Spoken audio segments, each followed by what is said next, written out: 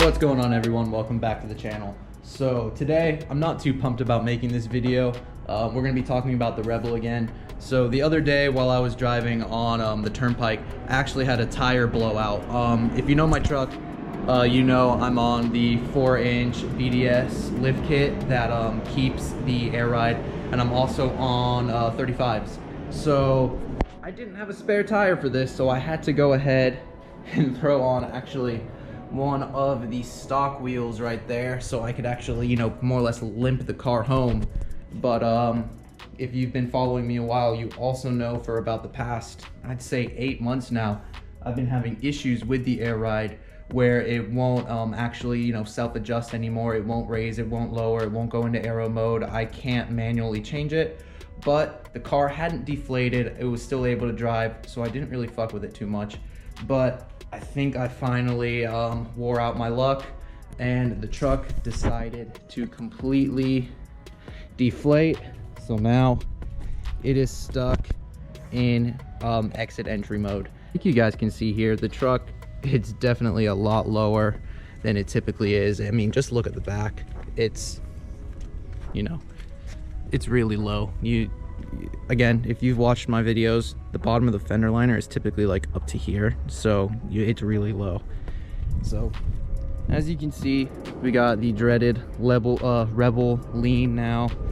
The car really isn't drivable.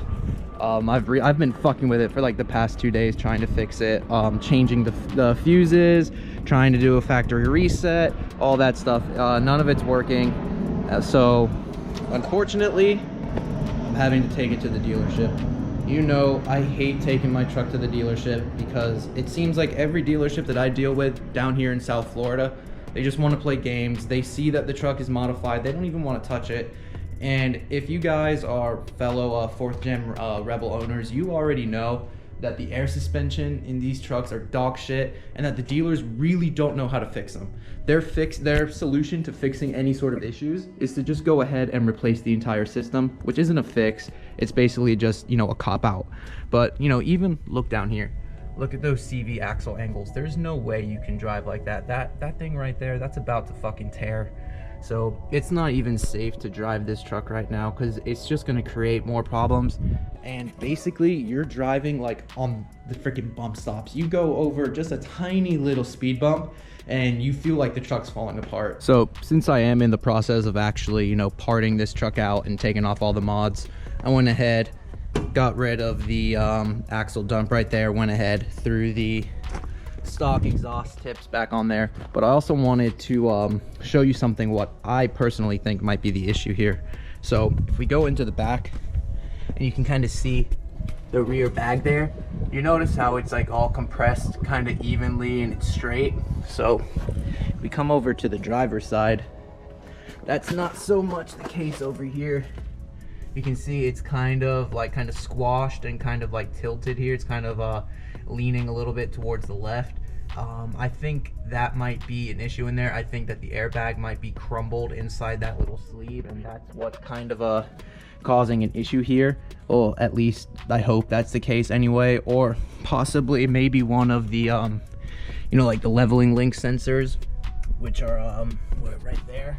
Maybe one of those went bad, or you know, maybe the ones in the front. I have the stock links in the rear and the aftermarket ones in the front, so it made it level.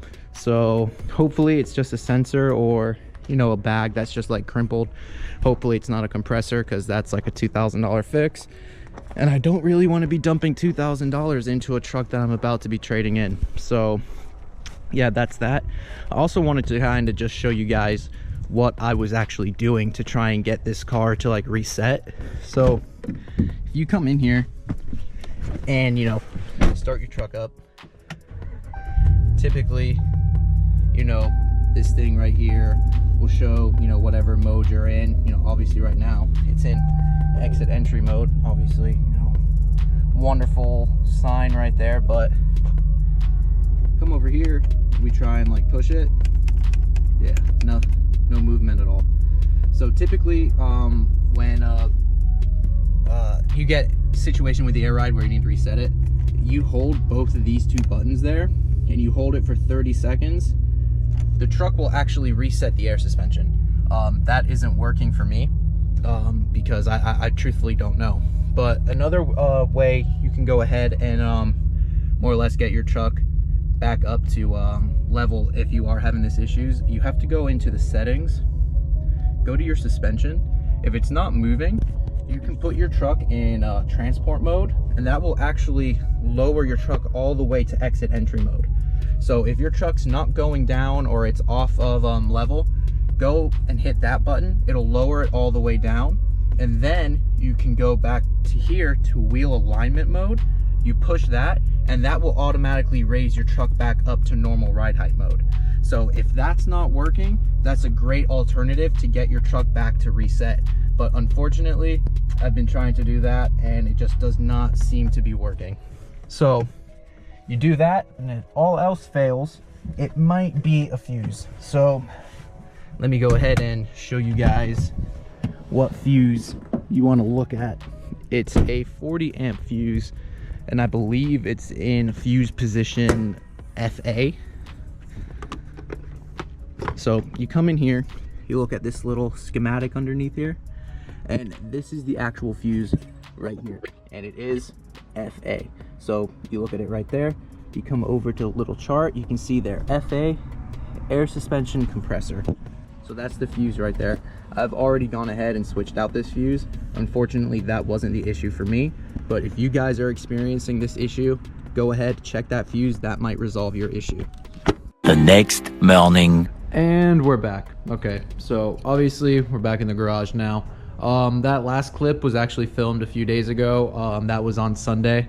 Today it's actually Tuesday. So you can see here we got the old Gladiators back. I got a few comments from people asking if we still had this. Definitely do. I'm not getting rid of this. This thing's sick.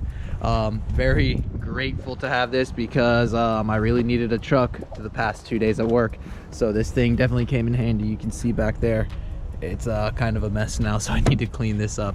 But yeah, the Gladiator's been great. Absolutely love this thing. I have not had a single issue with this thing. Close to 40,000 miles now, a year and a half.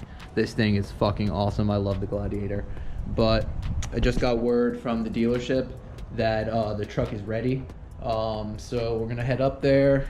Just waiting for the wife to get home so she can drive the Gladiator back and I can drive the Rebel back.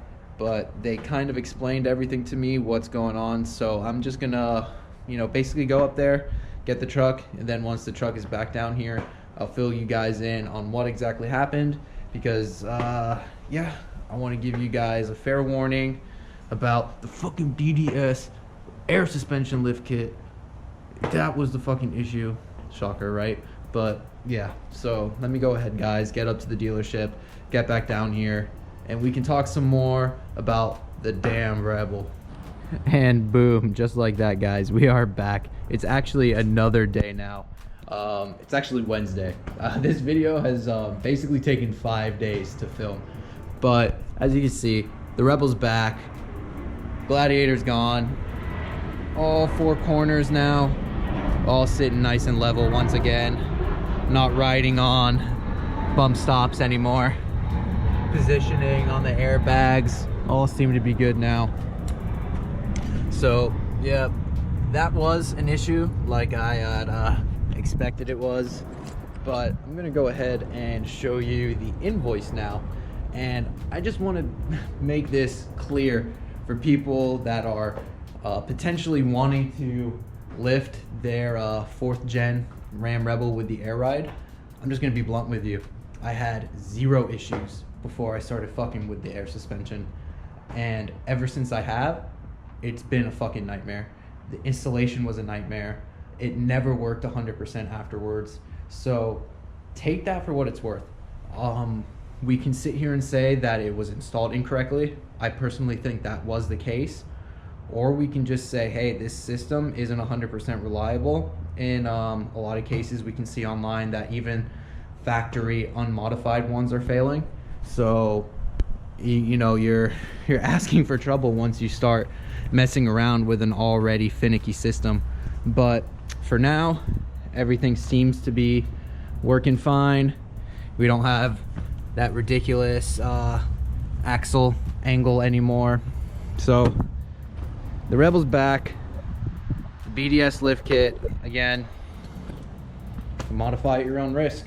Yeah, I'm gonna be blunt. I wouldn't do it again. I would have went coilovers personally, but I can just give you guys my opinion. We have the invoice right here, and this is another rude awakening for anyone who wants to modify your car. You will lose your warranty. I have an extended warranty on this, and it is gone. So let's just read the description here. Customer states had passenger side rear blowout, blah blah, replaced the tire. Since then, air suspension not adjusting. It hasn't adjusted in over 9 months. Stuck in entry exit mode. Sags at the normal height. It wasn't at normal height. It was stuck in low and it was still sagging. Rebel lean.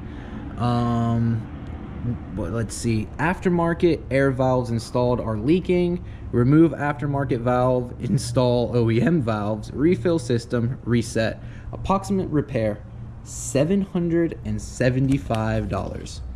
Ended up costing me $769 on a vehicle that has 43,000 miles and less than 4 years old, all because I modified the suspension. That's the harsh reality. You can sit here and say, oh, it doesn't void the warranty, or oh no, BDS said there's no fine print warranty. Yeah, try fighting that with the dealership, guys. See how far it's going to get you. I've fought this battle with 2 different dealerships now on 2 different cases. Good luck. Hopefully you have a dealer that's better than mine. But that's the harsh reality. If something fails on your truck, you're coming out of pocket. And this was $800 out of pocket on a truck that I should have traded in last week. It sucks, but you know, it is what it is. You got to pay to play. All right, guys, so this has already been a pretty long video. I'm sure you're tired of me rambling and bitching on about my truck. First world problems, I get it. But I want to be transparent with you guys. I don't want anyone else running into these issues that I've ran into. So if you guys can learn from my mistakes or from my experiences, that's the whole reason I'm doing this. I do not want people, you know, spending hard-earned money for unreliable shit. So with that being said, guys, I still love my truck. It's the best truck I've ever had. I can't wait for the TRX. Hopefully it gets here soon. Come on, FCA, get your shit together. Get me my truck.